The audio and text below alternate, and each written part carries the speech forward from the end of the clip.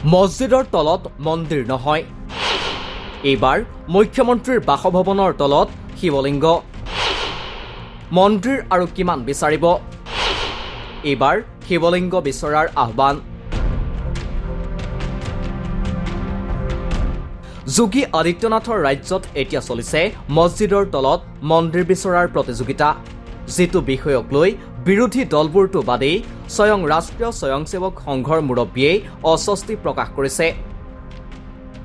উল্লেখ্য যে RSS প্ৰধান মোহন ভাগৱতে মছজিদৰ তলত মন্দিৰ বিচৰাটো বন্ধ হ'ব লাগে বুলি মন্তব্য কৰি কৈছিল যে তেওঁলোকে অযোধ্যাত ৰাম মন্দিৰ বিচাৰিছিল আৰু সেই দাবীত তেওঁলোক সফল হ'ল। এতিয়া আৰু নতুনকৈ এনেবোৰ বিষয়ক লৈ ব্যস্ত থকাটো উচিত নহয়। উল্লেখ্য, উত্তৰ প্ৰদেশত বৰ্তমান যোগী আদিত্যনাথ নেতৃত্বাধীন চৰকাৰখনে ৰাজ্যখনৰ প্ৰায়বোৰ পুৰণি মছজিদৰ তলত খনন কাৰ্য চলাইছে।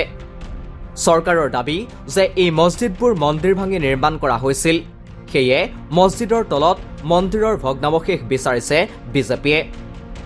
যোগী আদিত্যনাথ চৰকাৰৰ মছজিদৰ তলত মন্দিৰ বিচৰাৰ উৎসুকতা দেখি ৰাজ্যখনৰ প্ৰাক্তন মুখ্যমন্ত্ৰী তথা সমাজবাদী নেতা অখিলেশ যাদৱে মুখ্যমন্ত্ৰীৰ বাসগৃহৰ তলতো খনন কাৰ্য চলোৱাৰ আহ্বান জনাইছে। তেওঁৰ মতে ৰাজ্যখনৰ বিভিন্ন স্থানত যিহেতু হিন্দু উপাসক, দেৱ-দেৱী তথা মন্দিৰৰ ভগ্নাৱশেষ বিচাৰি যোগী চৰকাৰে খনন চলাই আছে, তেন্তে মুখ্যমন্ত্ৰীৰ বাসভৱনৰ তলত খনন চলোৱাত আপত্তি ক'ত? তেওঁ কয় যে মুখ্যমন্ত্ৰীৰ বাসভৱনৰ তলত শিৱলিংগ থকাটো নিশ্চিত। অৱশ্যে অখিলেশ যাদৱৰ এই মন্তব্যত জাঙুৰ খাই উঠিছে বিজেপি নেতৃত্ব। বিজেপিৰ মুখপাত্ৰ ৰাকেশ ত্ৰিপাঠীয়ে কয় যে চম্বলত খনন কাৰ্য চলোৱাত অখিলেশ যাদৱৰ আপত্তি কৰিবলগীয়া কি আছে? 2013 চনত এইগৰাকী অখিলেশ যাদৱেই 1000 টন সোণৰ সন্ধান কৰিবলৈ উত্তৰ প্ৰদেশৰ বিভিন্ন স্থানত খনন কাৰ্য চলাইছিল আৰু সমগ্ৰ প্ৰশাসন যন্ত্ৰক ইয়াৰ বাবে ব্যৱহাৰ কৰিছিল। সেয়ে তেওঁ শিৱলিংগৰ প্ৰসংগ টানি অনা বুলি কয় বিজেপি নেতাজনে।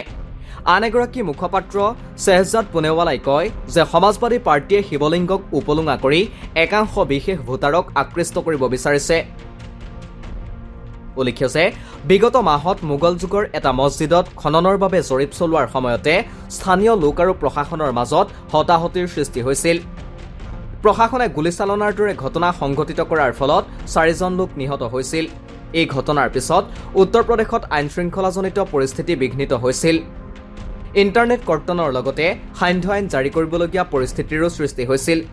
বিৰোধী নেতা অখিলেশ যাদৱৰ মতে যোগী চৰকাৰে যিহেতু ৰাজ্যখনৰ একো উন্নয়ন কৰিব পৰা নাই, গতিকে কিছুমান ধৰ্মীয় উন্মাদনাৰ সৃষ্টি কৰিব পৰা বিষয় তেওঁলোকে উলিয়াই লৈছে আৰু সেইবোৰ বিষয়েৰে জনতাৰ দৃষ্টি আকৰ্ষণ কৰিব বিচাৰিছে। অখিলেশ যাদৱৰ এই টিপ্পনীয়ে লজ্জানত কৰিছে বিজেপিক, কাৰণ বিৰোধীয়েই নহয়, তেওঁলোকৰ অভিভাৱক সংগঠন স্বয়ং RSS এই বিজেপিৰ অতি সাম্প্ৰদায়িক কাম কাজক লৈ ক্ষুণ্ণ হৈ পৰিছে। নিউজ ডেস্ক ৰিপৰ্ট, দিকপ্ৰছ কাৰেণ্ট।